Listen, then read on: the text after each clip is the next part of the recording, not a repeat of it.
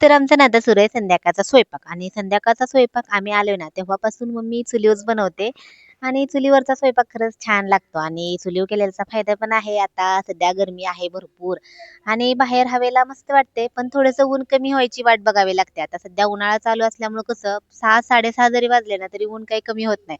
त्यामुळे थोडंसं लेटच मग मी स्वयंपाकाला सुरुवात करते. तर चूल पेटवली होती. सगळ्यात अगोदर भाकरी करायला लागली होती. तर ज्वारीच्या भाकरी बनवत होते.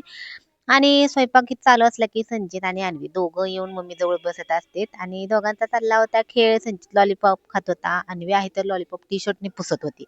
इथं आहे भाऊ. भाऊ म्हणला होता मी बोंबील फ्राय करतोय. तर बोंबील फ्राय कसं केलेत ना तर त्याची रेसिपी आहे तर मी अपलोड केली, तुम्ही बघू शकता. नंतर बघता बघता इथं मम्मीच्या भाकरी व्हायला लागल्या होत्या आणि चुलीवरचा स्वयंपाक खायला करायला छान वाटते. पण स्वयंपाक उरकत नाही बरं का. हवा असल्यावर तर काही विचारूच नका. अजूनच जास्त वेळ लागतोय. नंतर मम्मीच्या भाकरी झाल्या की बोंबील थोडेसे असं भाजून घेतले आणि अंडा करी पण करायची होती. त्यामुळे अंडा करीचा पण मसाला वगैरे असा तयार करून घेतला होता आणि अंडी भात आहे तर ते गॅसवरच शिजवून घेतली होती.